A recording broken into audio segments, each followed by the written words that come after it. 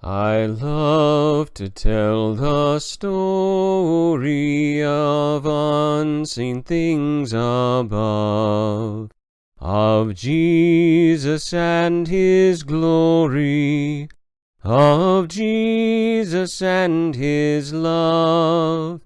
I love to tell the story, because I know 'tis true. It satisfies my longings as nothing else can do. I love to tell the story, 'twill be my theme in glory, to tell the old story of Jesus and His love. Many of you will recall, if you were a Marine, I'm sure that you'll recall, the Beirut barracks bombing in 1983, where a suicide bomber drove a truck into Marine barracks, killed more than 200 Marines. They hit barracks of the French also, ended up killing almost 300 people. About 200 Marines died in this explosion, and about 100 were wounded.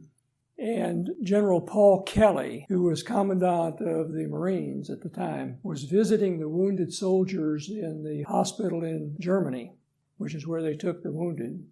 And he was visiting the wounded soldiers in Germany, and as he was going through, there was one young man who was in very bad shape. He was intubated, so he had the tube down the throat, couldn't talk, had all kinds of tubes running in him and machines hooked to him.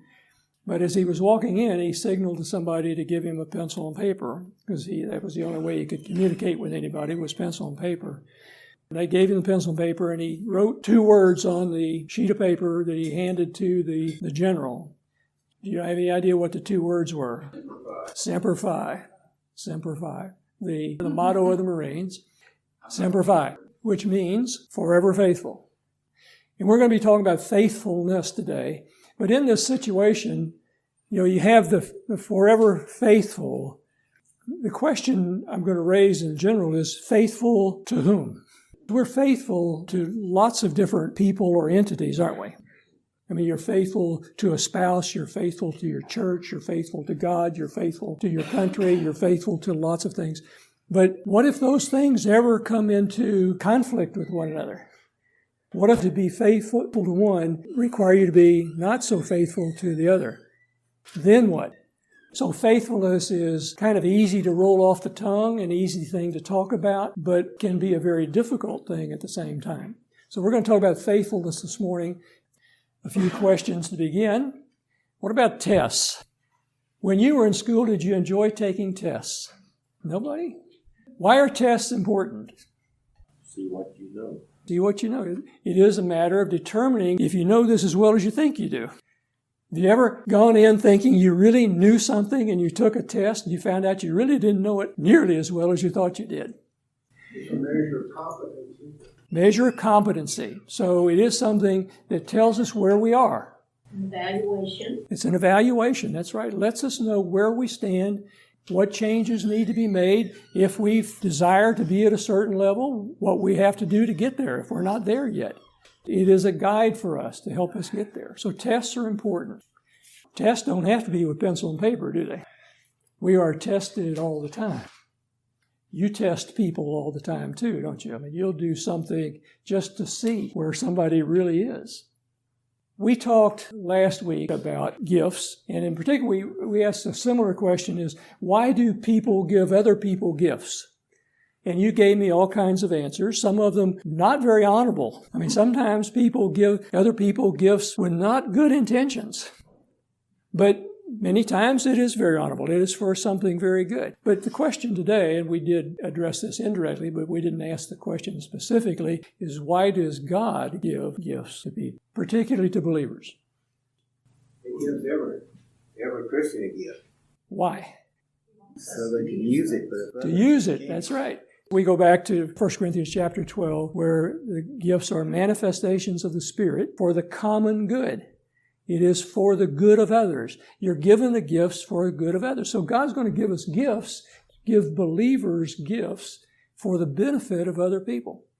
Sometimes we get into tough spots, and perhaps you've been in a tough spot recently. Maybe you're in a tough spot right now. Why does God allow us to fall into these things? Draw us closer to Him. Can draw us closer to Him, can't it? And that would be a good reason for doing it.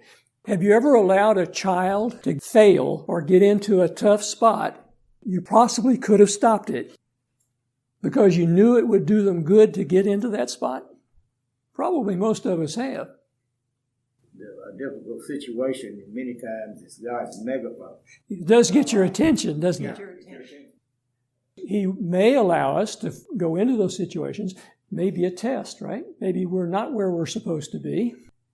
Maybe we're going to need to make some adjustments, like with a child, letting them go into this situation. You want them to learn what they were doing perhaps was wrong, what kind of thing they need to do to get on the right track.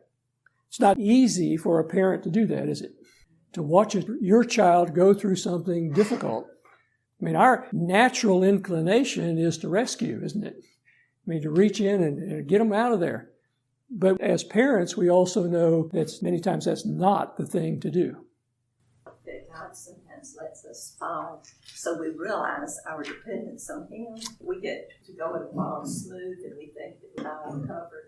You know, and forget about these things. Things are going well, we become more self-confident, and sometimes we need to be reminded that we are very dependent upon Him. We are not independent, we were dependent upon Him. Decision making. How do people make their decision? How do they determine what to do in a specific situation? Some people do it impulsively. Impulsively? You probably have done it once or twice yourself. I know I have. I know I can handle this. And so, poof, only it didn't turn out so well. How else do people make those choices on what to do in a specific situation? You can go to prayer. What we're doing in that case, we're relying on some general principles, aren't we? The Bible gives us general principles on how we should behave and what we should do, knowing to go to Him in prayer. And sometimes those general principles will give us just exactly the application we need in a specific situation. And that solves that particular situation. So hopefully it is after much prayer. So that's going to be an important part of it in almost every situation, isn't it? What else do people do? Not necessarily what they should do, but what do people do? Not do anything. Not do anything. Maybe it'll go away. Avoid this. Boy, that's a common thing, isn't it? Have always been amused, I guess is the best way to put it, by people who believe that they always make logical decisions. Whether it's buying something or doing something, they believe that they are perfectly logical beings and that they are going to make the right decision because they're going to think it through, look at all the options, and it's nonsense. I mean, how many people have been influenced by a salesman? How many people have bought something because the color really looked good? All kinds of things influence the way that we make these decisions.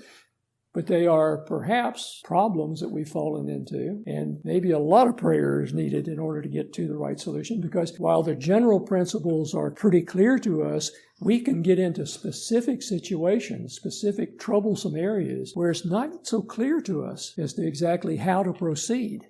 And so we need help. We need help. We are very dependent upon something above us. Why does it matter whether or not we meet expectations, other people's expectations? Be accepted in their sights. All right, so it may be to be accepted in their sights. That may be important if it's your boss, for example. If your boss has expectations of you, then is it important to meet his expectations? It's kind of dangerous not to, isn't it? If your spouse has expectations of you, is it important to meet those expectations? It can hurt if you don't. Sounds like the voice of experience. There are all kinds of people, particularly those to whom we owe some degree of faithfulness, who have expectations of us. As if we are to be faithful to somebody, then that person almost certainly has some expectations of our behavior, don't they? On how we're going to react in certain situations. Maybe not every situation, but in certain situations. Our employer will certainly have expectations about our behavior at work and how we perform the tasks assigned to us, and may even have expectations of you away from the job. But your spouse has expectations of you while you're around your spouse and while you're away from your spouse. What happens if we don't meet somebody's expectations? Just feel bad. We're going to have some degree of guilt, aren't we? Particularly if we know that that's an expectation. We haven't met it, then there's going to be an element of guilt or even fear, perhaps, depending upon the person to whom the faithfulness is owed. This is another one of those situations where you have someone to whom you owe faithfulness who expects you to behave this way, and you have somebody else to whom you owe faithfulness who expects you to behave in a very different way. Probably don't have to think too hard, but I'll bet that every one of you can think of a situation where you've had that. Different people have had different expectations of you, and that's a pretty uncomfortable position to be in if you do respect those two individuals. You feel an obligation to those individuals. You understand your faithfulness to them. And to be faithful to this one is to be, to some degree, unfaithful to that one. Why is faithfulness so difficult for most people? Is it difficult? Not a temptation. I think the phrase Jesus used is the cares of this world and the deceitfulness of riches. In the parable of the sower, Jesus uses that. The cares of this world and the deceitfulness of riches. We all have cares of this world, don't we? I mean, there are things in this world that we care about and we get concerned about. And riches, we have to have enough money to survive, to get by on. And one of the problems when you get older is you don't know how long you're going to live. You don't know how much money you need. Am I going to outlive my money? Those are concerns that people have. And those things can influence how faithful we are in certain situations. Those things may draw us away in a way that we might be unfaithful to someone in order to get something else. When will people's faithfulness to another person be challenged the most? We put to the test. Yeah. Our standards will show up. Maybe when we've been wrong by them. Maybe when we've been wronged by them. If we feel that maybe somebody has done us wrong, or they haven't been totally faithful to us, then I may feel that I have the right to be unfaithful to them and achieve something else that I find desirable. We all succumb to temptation, and I guess the world just has so many temptations out there. There are plenty around, aren't there? You'll never have to look far for one, a temptation of some sort to draw you away from being faithful to someone or something. The movie today is High Noon. Been around for a long time.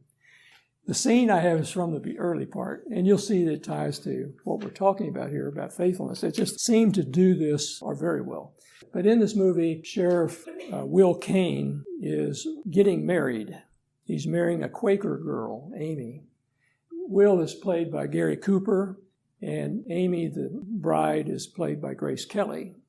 But in this early part, they're getting married. And since she's a Quaker, she does not approve of violence. And so she is making him resign his job as sheriff and take on the job of running a store. So he's to become a storekeeper. So you're going to see the wedding and the wedding vows, and you think of them now making these promises to one another and think about faithfulness.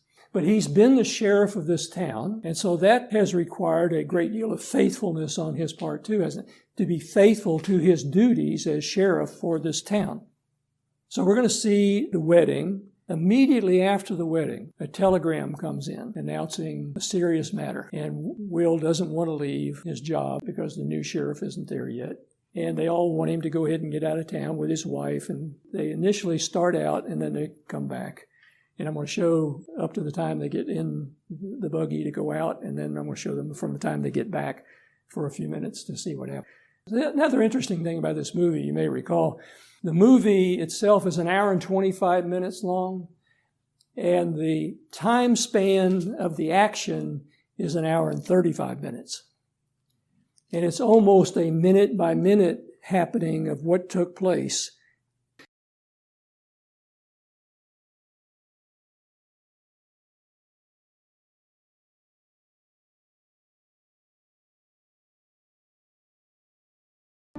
Do you, Will Kane, take Amy to be your lawful wedded wife, to have and to hold from this day forward until death do you part? I do. Do you, Amy, take Will to be your lawful wedded husband, to have and to hold from this day forward until death do you part. I do. A ring, please.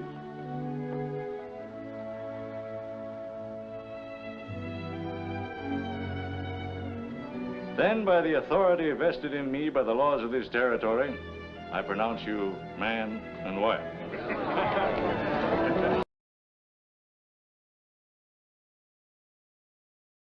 Well, one more ceremony and Will's a free man, more or less. Well, Marshal, turn in your badge. Tell you the truth, I kind of hate to do this without your new marshal being here. Will, Fuller, Howe, and I are the entire Board of Selectmen in this community. We're also your very good friends. With the fine job you've done here, I feel free to say, and the judge will bear me out, this town will be safe till tomorrow. You win. But don't ever marry a Quaker. She'll have you running a store. I can't. All right, it's coming off.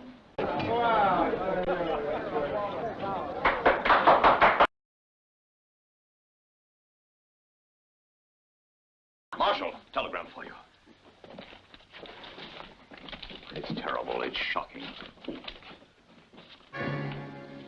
They pardoned Frank Miller. What is it, I don't Will? believe it. A week ago, too. Nice of them to let you know. And that ain't all. Ben Miller is down for depot now with Jim Pierce and Jack Colby. They asked about the noon train. The noon train? Will, you get out of this town. Get out of this town this very minute. Come on, let's get him going. Oh, never mind that now. We'll get going and don't stop till you get the clocks burning. But what is it, Mr. Howard? Don't you worry, man. We'll be out of town in a minute and everything will be all on. We'll take care of everything. I think I ought to stay. Are you crazy? Think of Amy.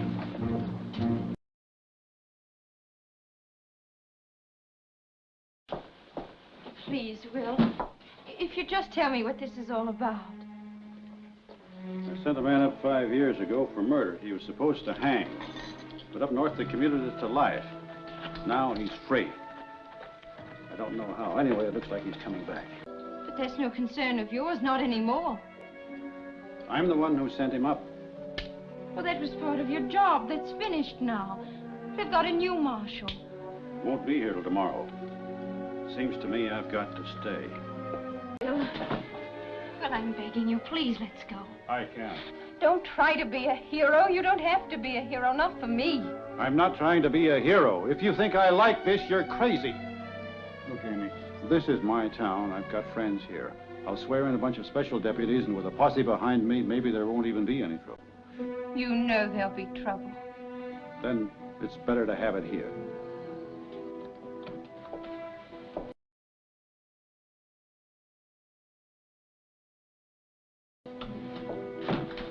I'm sorry, honey. I know how you feel about it.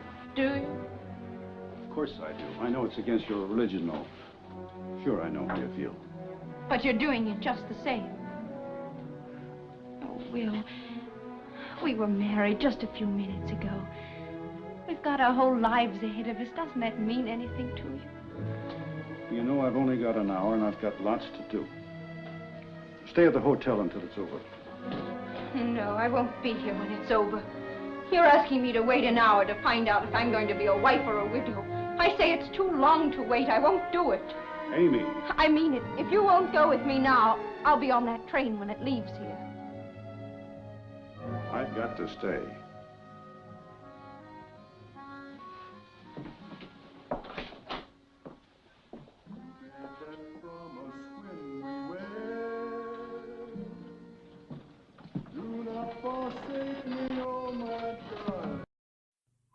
Did she forsake him?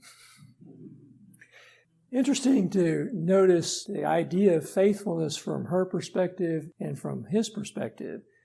From her perspective, he was putting the town above her. Do you think that was his perspective, that he was putting the town above her? This is a sense of duty. Sense of duty? Man's got to have self-worth. Okay. It also viewed, in the long run, he viewed it as protecting her.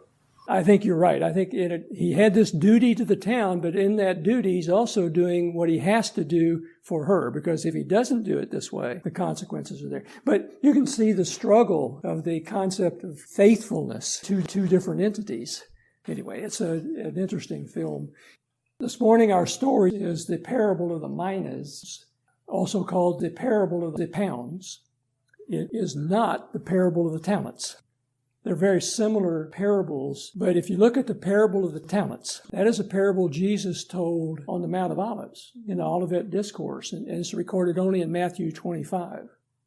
The parable of the minas that we're going to be looking at is recorded only in Luke 19, and that is told just before he enters Jerusalem for these last few days. But the parable of the talents is told later after they've already gone into Jerusalem and the things are going on in Jerusalem, then they go back out to the Mount of Olives, and he gives the Olivet Discourse. So they're told at different times, and the stories are a little different. It would be helpful, I think, to read one, then read the other one, and get them in the context in which they're written and what Jesus is trying to do at the time he tells the stories. We'll do this one in some detail this morning. But even before doing this, there's a little history that we need to recall. We're talking about the time of Jesus, and I'm going to back up a few years before that because of an event that I want us to talk about. The Romans are in charge. The Roman Empire is growing at this time, at the time of Jesus' ministry. It has been around for a long time. The Romans have controlled Judea for a good while. Remember, the people of Israel have been under the thumb of another government for about 600 years. From the fall of Jerusalem, the Babylonians took them. You had the Medes, and then you had the Persians, you had the Greeks, and you've had the Romans. So all these different nations have been over the Jews who returned to Jerusalem. That's more than twice as long as we've had independence in our country. They have been dependent upon other governments, under the thumb of other governments for almost 600 years. How would you like that? Nobody likes that, right? There is within us this natural inclination toward independence. And the Jews particularly didn't like the Romans. And one of the reasons was, just as Jesus was a little boy in 4 A.D., but at this Passover in Jerusalem in 4 A.D., at that particular time, there was a bit of a disturbance at the temple, and Archelaus killed 3,000 Jews to put the disturbance down, and then made everybody go home. So rather than celebrating the Passover, which is very important to the Jews, there is this disturbance where 3,000 Jews are killed, and they're all dispersed and sent home, not allowed to celebrate the Passover. That's a major offense in the eyes of the Jews. Now, who's this Archelaus character? Archelaus is Herod's son. Herod, who tried to kill the baby, Jesus, King Herod, has died. And he's trying to turn over his kingdom to his sons. And Archelaus is one of the sons. And Herod wants Archelaus to have the biggest chunk, but he can't give it. It has to come from Rome, because Rome's in charge. So Archelaus puts down this uprising, then goes to Rome in order to secure his position as the ruler over Judea. That's his desire. So you have this man who's going away to be made king over the territory. You'll see pictures of this in the parable. That's why we're telling the story. The people to whom Jesus told this would have knowledge of Archelaus and what took place. And you'll see some similarities between Archelaus' story and the ruler, the master in the parable. So in the parable, we're going to be looking back at Archelaus. We're going to be looking at the current with the master himself, and we're going to be looking forward to Jesus' return. So there's a lot to look at in this parable. Archelaus has gone to Rome to try to secure his position. While he's in Rome, there's another uprising by the Jews in Jerusalem. And also the Jews have sent 50 Jews to Rome. By the way, it's a 1,500-mile journey. So you don't just send somebody there for the fun of it. You really are, this is serious business. They send 50 Jews to Rome to try to convince the Romans to not make Archelaus their ruler. They don't like this guy. We don't want him. And they try to get the Romans not to give him the rule over Judea. He becomes the ruler of the territory. When he comes back now as their ruler, how do you think he treated the people who opposed him? Not well. So he abuses the people who opposed him. Well, you'll see that in the parable as well. So anyway, that's the picture of something that's happened in the lifetimes of most of the people listening to what Jesus is telling. Some of them may have witnessed it, but they've all heard the story. They know what took place. Now, this is in Luke 19. Before we get to the parable, we have to talk about another little story at the first part of Luke 19, because Jesus refers to this and says, this is part of the reason I'm telling you this parable. The story is that of Zacchaeus. Everybody knows the story of Zacchaeus. Zacchaeus is a tax collector, chief tax collector. And Jesus is coming through Jericho on his way to Jerusalem to be crucified. So he is going to be crucified. He's going to Jerusalem. And as he is on his way, Zacchaeus climbs up into a tree. Jesus sees him, calls him down, goes to his house, and says, today salvation has come to this house, for the Son of Man came to seek and to save the lost. Because the people who were with Jesus on their way to Jerusalem couldn't understand why he's wasting his time on this tax collector. I mean, we're going to Jerusalem. This is a big deal. They have expectations about Jerusalem, and if you have any doubts about what those are, he's going to make it clear in just a minute exactly what those were, and that is they are expecting him to be made king, the Messiah king, to rescue Israel from its enemies, those who have been suppressing it for all these centuries. So freedom is about to happen. So everybody's excited. Why is he stopping to fool around with a stupid tax collector that they hate anyway? And he says, I came to seek and to save the lost. That was the purpose of my coming. He's telling them indirectly at this point, more directly in a moment, I am not coming to establish my kingdom on earth at this time. I am coming with this message that my purpose is to seek and to save the lost. That's the gospel message, the good news. Jesus has come to seek and to save the lost. Message that we've all been given. I mean, this has happened now. Luke has told this story. And now we begin the parable that we have. And notice the first few words. As they heard these things. What things? The things we just talked about in the first 9 verses of chapter 19. The story of Zacchaeus. So as the people heard all this developing, saw what was happening with Zacchaeus, where Jesus is saying to them, all this is happening, I've came and this man is now saved, and that's the reason I came. These poor lost souls out here, even the tax collectors. Jesus says, I came to seek and to save those lost souls. And now as Jesus says, I'm going to tell you a parable. And he gives 2 reasons why. Because they were getting near to Jerusalem. And that's significant because he's not going to be walking with them very much longer. It's just a matter of a few days. He's about to leave them to go get his kingdom, like Archelaus left for Rome to get his kingdom. But Jesus is about to leave. So that's one reason. Time's short. And because they supposed that the kingdom of God was to appear immediately. It's going to happen now. In the minds of these people who are walking with Jesus to Jerusalem, they believe that when they get to Jerusalem, Jesus, he is the Messiah. He's going to be the Messiah King. He is going to be King of Israel. Israel now will become a nation again. We will not be under the thumb of anybody. If you were one of them and you believe that, would you be excited? I mean, this would be truly an exciting thing that after all these centuries of being under the oppression of these other nations, now freedom is coming. But he says, because they believe that, hear this story.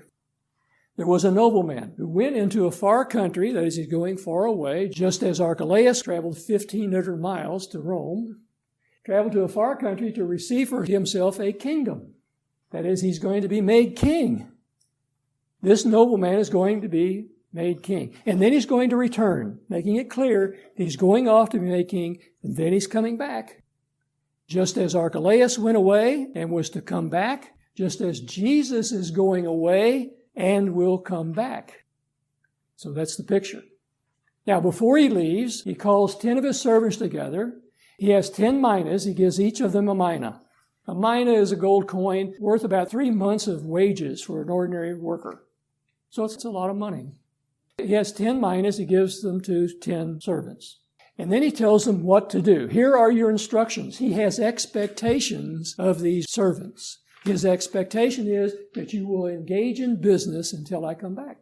You will take this money and you will put it to work, doing the things that I do. Engage in business. Keep my business going with this money until I return. Is that clear? If he gave you the mina, would you understand what he meant for you to do? A normal person would understand what the expectation is. And since it is a master-servant relationship, there is expectation of faithfulness to one another, that they will be faithful to him. He expects them to be faithful. They expect him to be faithful to them. So there is that mutual faithfulness between the parties. Now, he's gone. He's made the assignments, but there's another group of people. There is another group, those people who are not his servants, who don't like him. And so they hated him and sent a group of people after him to say, we do not want this man to reign over us. Now, does that sound like what happened with Archelaus? Does that sound like anything today? Steve gave a sermon on one of the Psalms. He made this point about our culture. He said, this verse describes our culture. This is the way our culture looks at Jesus. We do not want this man to reign over us. We don't want that. We want to live our lives the way that we want to live them. We don't want him. That's the way it is. So within this country, you had his servants, and now you have these other people, and these other people hate him, and they're even going so far as to say to everybody, we don't want this man. No way. Then he returns. He said he was coming back. Now, this part with Jesus, we have to wait. Master has come back. Archelaus came back. What did Archelaus do? Well, Archelaus dealt with his opposition in a very harsh way. But let's look at what the master does when he comes back. First of all, he says to those servants, those people in whom he placed his faith and gave them the minas to fulfill this obligation that he gave them, he says, call them to me. I want to see what they've done. It's test time.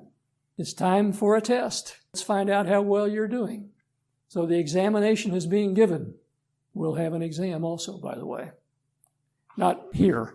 Jesus will give the exam. I won't give you the exam. But when he returned, having received the kingdom, so he is back, he is now king. He is not just the master of those servants. He's the king. He's the ruler of all those people. And when Jesus comes, every knee will bow. He ordered these servants to be given the money to him to see what they had done. Gained by doing business, engaging in business. That's what he told them to do. Were they faithful to what he told them to do? That's the question. So you have the first one come up, and the first one says, look, I had the mina, but now here are 10 more. How would you like for him to manage your retirement account? 10 times the money. That would be pretty good, wouldn't it? Multiply your retirement income by 10. That's good.